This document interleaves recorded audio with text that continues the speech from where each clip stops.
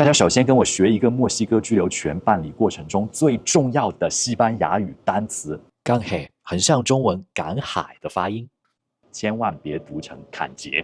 不像临时居留身份那样，通常还需要额外申請一個 permiso para trabajar， 这就是墨西哥移民法里边非常人性的路径，叫做 Unidad Familiar。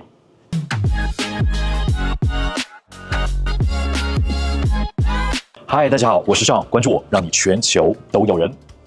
这2年啊，墨西哥居留在全球华人圈里的热度，简直可以用烫手来形容。很多人一看到经济能力门槛亲民，就打算跟风冲一个。What？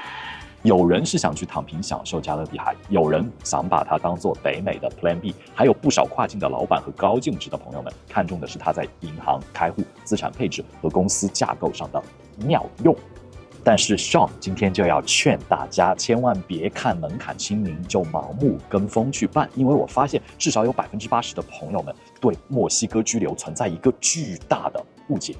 以为只要在境外的墨西哥领馆批了签证，自己就是墨西哥居民自己人了，可以无脑的开户享受各种福利了。大错特错！墨西哥居留从来不是一个单一动作，它是一整套复杂的系统工程。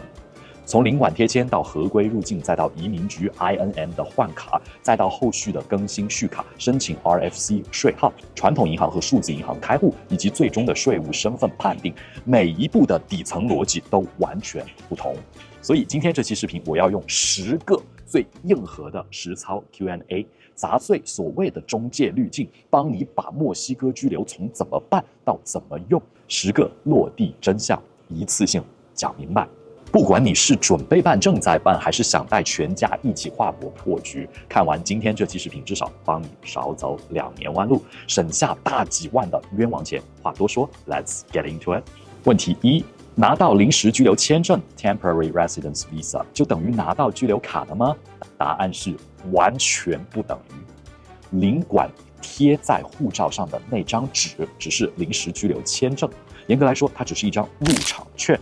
作用是让你入境墨西哥合法正规的更换居留卡。真正的实体居留卡必须在你入境墨西哥之后，去当地的移民局 INM 完成落地手续。如果错把签证当绿卡，入境后没按时去办下一步，前面的努力和申请费就全都白费了。问题2：入境墨西哥时到底该怎么跟海关官员说？第一次入境换卡要准备什么呢？大家首先跟我学一个墨西哥居留权办理过程中最重要的西班牙语单词 "canje"， 很像中文赶海的发音，千万别读成坎捷。它的字面意思就是 exchange， 换卡。在移民局的语境当中 ，canje 就是指持签证入境后，在规定的时间内把护照上的签证换成实体居民卡的这套法律流程。实务中，大家最容易翻车的地方，往往不是墨西哥移民局的填表，而是在过海关入境的那一刻。如果被海关官员随手处理成了普通旅游身份入境，你后续的换卡流程会变得非常的麻烦。既然大家是去办正事儿的，就别别扭扭，入境时直接大大方方的递上你的护照。西文不好的朋友可以直接背下面这句英文 ：I have a Mexican temporary resident visa。And I'm entering Mexico to complete the canje process。记住，入境后通常只有30个自然日的时间去移民局换卡，所以大家千万别想着先去坎昆度假1个月，再慢慢的办。特别像是墨西哥城瓜达拉哈拉和克雷塔罗这些热门城市的 INM 的办公室，预约和出卡的速度各不相同，强烈建议让你的当地资源关系提前安排好档期。第一次入境换卡的材料本身不算刁钻，但最核心的就是下面这几样：护照原件及复印件、电子入境记录、INM 在线申请表和基本信息表、政府申请费的缴费证明、墨西哥本地的居住地址、电话和邮箱。我在这里给大家分享一段基于大量成功经验的独家避坑建议。最好把你在墨西哥领馆申请时提交的资产证明、收入证明的复印件也带上一份。虽然理论上不重新审查经济能力，但是不同地方的移民局的执行口径偶尔会有各种各样的神操作。文件带得足，现场不慌张，至于照片和指纹，现在很多地方都是现场采集，但稳妥起见，出发前让你的本地小伙伴再次确认最新的 checklist， 并且协助完成资料整理。第3个问题，拿了居留权身份，到底能不能工作？很多人办完卡兴高采烈准备大干一场，结果被现实浇了一头冷水。这里我帮大家画一个绝对的重点，请务必区分这2个概念：居留身份 residency 和工作授权 work authorization。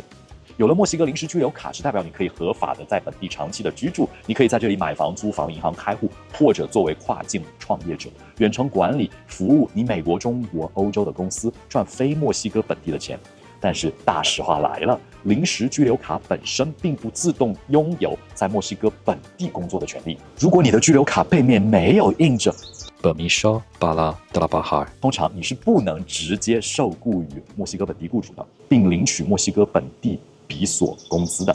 如果你要在墨西哥境内从事有报酬的活动，比如说帮本地公司打工，给本地的客户提供咨询服务，甚至你在本地开店经营，你都需要单独去移民局 INM 申请刚刚提到的工作许可，并且同步搞定 RFC 税号注册和税务合规。在移民局的官方实务中，你想申请工作许可，它的第一顺位就是提材料，就是你得有一张合法的临时居留卡。所以大家可以把临时居留卡理解为地基，它让你有资格去申请工作许可，但它本身并不是那张上岗证。如果你有拉美本地拓展业务或者打工的计划，身份规划的第一天就得把工作许可的预算和时间表一起算进去。当然，如果大家已经拿到了永久居留身份，本身就允许在墨西哥境内从事有报酬的活动，不像临时居留身份那样，通常还需要额外申请一个 Permiso para trabajar。问题4，墨西哥临时居留卡一次给几年？墨西哥临时居留卡是专门针对计划在墨西哥境内停留180天以上，但不超过4年的外国人的。实务中最标准的节奏是，第一次换卡只给1年卡，之后你可以选择续1年、2年或者3年，累计上限通常是4年。很多朋友一上来就问能不能直接拿4年啊？有些特殊路径或者特定的领馆确实有操作空间，但并不适合所有的情况。不是没有，但对于绝大多数人来说，最稳妥的闭环路径是第1年拿卡落地，完成按时续卡，满4年后无缝转永久居留。第5个问题，居留卡到期了，怎么更新续卡？续卡在西语里边叫做 renovación。这里我给大家画个重点，续卡必须在墨西哥境内办理。任何跟你说人在中国哪家就能够远程帮你把卡续好，那基本上是个骗子。通常呢，你需要在卡片到期前回到墨西哥，向移民局 INM 提交续卡申请。材料除了表格、续费单，最关键的就是要证明你依然符合当年的居留条件，比如说经济能力路径的流水、家庭团聚的亲属关系或者本地公司的运营证明。千万别拖到最后几天才入境。墨西哥的办事效率，大家懂的都懂，提前规划才是王道。第6个问题，主申请人拿到卡以后，配偶和孩子怎么办呢？这就是墨西哥移民法里边非常人性的路径，叫做 Unidad Familia， 也就是家庭团聚。配偶和未成年的子女完全可以基于主申请人的身份，实际操作中通常有这么2种玩法。第一，境外贴签，境内换卡，这是我最推荐且最合规的做法。主申请人在拿到实体卡以后，在墨西哥境内向 INM 申请团聚授权，也就是拿到 NUT 码，家属凭此码在境外的墨西哥领馆贴签，再入境换卡。第2个是在墨西哥境内直接转换。如果家属已经以旅游身份抵达了墨西哥境内，部分 INM 的办公室允许直接申请身份转换，但这个非常考验当地移民局当下的审批口径与当地资源的协调能力。第7个问题，如果配偶、孩子第一阶段不能陪同入境，该怎么办呢？这种情况其实非常的常见，配偶要上班，孩子要上学，时间凑不齐了，完全没有问题。标准的方案是主申请人先入境，把自己的实体卡搞定。等配偶休假或者孩子放假有空了，再基于主申请人的居留卡走 Unidad Familia 家庭团聚补办。但是这里有2个核心的前提：第一，配偶孩子本人最终必须要到达墨西哥境内的 INM， 无法纯远程的出卡；第二，孩子的出生证明通常需要海牙领馆或者西语的翻译，这些都是极其重要的。如果只有夫妻一方带孩子入境，或者由亲属带，还必须准备严格的未成年人旅行授权文件或者监护公证。单亲或者离异家庭更需要提前准备。第8个问题，孩子最大到多少岁还能跟父母一起办团聚？最稳妥、最没有争议的年龄是未满18岁，也就是0到17岁。一旦孩子满18岁，在法律上就是成年人。虽然有的学校在读证明或者经济未独立证明在部分领馆可以接受，但在实际操作中极其的不稳定。如果孩子已经16、17岁了，请务必抓紧时间窗口。如果已经成年，建议直接让孩子走独立的经济能力、留学或者投资路径。那如果孩子办理的时候还未成年，但续卡的时候已经成年了，怎么办呢？一般来说，孩子已经拿到了居留卡，不会因为满18岁当天自动作废，只要卡片还在有效期内，身份通常是有效的。但真正要注意的是下一次续卡，因为孩子成年以后，墨西哥移民局可能重新看他是否还基于父母的家庭关系临时居留，不同的办公室、不同的个案执行口径可能完全不同。所以，如果孩子已经16、17岁，那时间窗口就非常的关键。建议在未成年阶段尽量把居留年限规划好。但如果已经接近18岁，最好提前和当地的资源关系确认是否继续续临时居留权转永久居留，还是改走经济能力、留学或者投资等独立的路径。第9个问题，主申请人的退休父母可以走家庭团聚一起带过去吗？这个问题就得看主申请人当前的身份级别了。如果你手里拿的还是 temporary resident， 也就是临时居民卡，对不起，你父母通常无法给予你走家庭团聚。只有当你未来转成了 permanent resident， 也就是永久居留卡，或者入籍成为了墨西哥公民，父母走家庭团聚的路径才是真正清晰的。所以，如果父母目前就想去，我强烈建议不要等走 Unidad Familia 团聚的老路子，直接让父母用他们的退休金、养老金或者存款证明，独立申请墨西哥的退休类临时居留，这条路反而更加直接、更加顺畅。第10个问题，有了墨西哥居留卡，如何顺利的银行开户？很多朋友辛辛苦苦拿到卡，第一件事就是冲去银行开户，结果往往被浇了一盆冷水。要想在墨西哥把金融和税务完全打通，我们需要把这当成一个3步走的系统工程。拿到居留卡后，你的下一步绝对不是直接冲去银行，而是先去申请墨西哥的 RFC， 也就是本地税号。为什么 RFC 如此的重要呢？因为它是你进入墨西哥金融体系和税务系统的真正钥匙。有了居留卡和 RFC， 再加上你合规的地址证明、资金来源说明，你在墨西哥不管是银行开户、买房买车、对接公证处、注册公司开票，还是做各种税务申报，所有的底层逻辑才彻底打通。但我在这里必须跟所有跨境老板说一句大实话，有了居留卡和 RFC， 并不代表银行100%就会给你开户。墨西哥的本地银行，比如 BBVA 或者 Banamex 或者 Santander，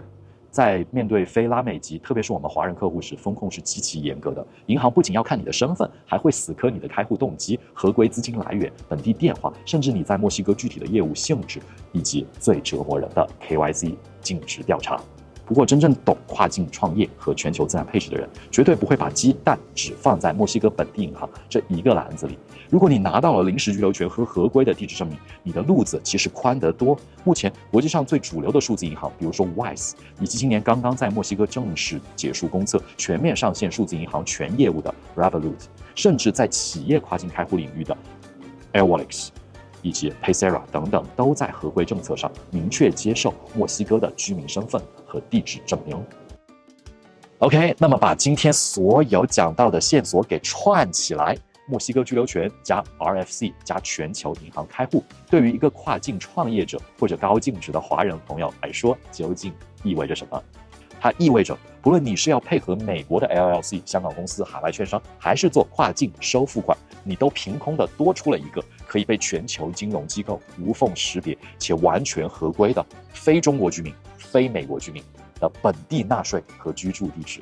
在那些国际数字银行和金融合规机构眼里，你瞬间从一个不合规地区的客户变成了一个风险完全可控的本地合规居民。这对于你的全球账户的存续以及离岸资产的安全流转都具有无可估量的现实意义。懂行的朋友看到这里可能又要问了，墨西哥不是和中国、美国一样对税务居民全球征税吗？没错，但是这里我要给大家支个招，拥有墨西哥居留身份绝不等于你自动成为了墨西哥税务居民，更不代表你要在这里被全球征税。根据墨西哥的税法，判定你是否要在这里承担全球征税义务，核心只看2点。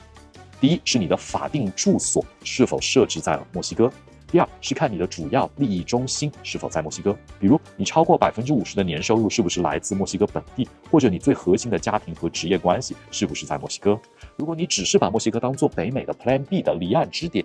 人主要在美国、加拿大或者中国生活，那么在税务架构上，你依然是墨西哥的非税务居民。你只需要为你产生在墨西哥本地的收入报税，比如说你在本地买房出租后产生的房租，或者本地公司的分红，你全球其他地方的离岸收入、数字资产，并不会直接被墨西哥编织到它的税务网络里边。视频看到这里，相信你已经彻底明白了，墨西哥居留卡绝对不仅仅是一张让你住在拉美的卡，它是一整套身份、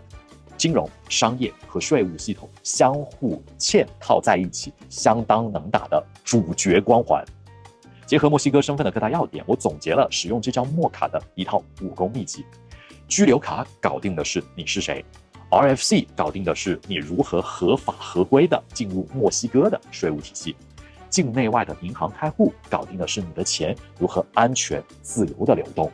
把这3件事通盘考虑、组合设计，才叫真正优秀的全球身份和离岸资产规划。所以，真正的专业规划从来不是只盯着墨西哥颁发的那张签证门槛有多亲民，而是要看能不能顺利换到卡，能不能稳定的续卡，家属能不能丝滑的跟进，本地银行和国际数字银行能不能开户， RFC 税号能不能下，全球资产能不能合规的运营。把这些问题全部的拼在一起，这才叫做真正的身份规划闭环。这也是为什么我一再的劝你，别光看门槛亲民，就盲目的跟风去换墨西哥身份。如果你认同我们这种站在全球视角看资产流动、打破信息差、解构身份规划的硬核逻辑，欢迎点赞、转发，并且订阅我们顺手牵羊频道。我是邵，陪你跨国破局，让你全球都有人。我们下期见，拜拜。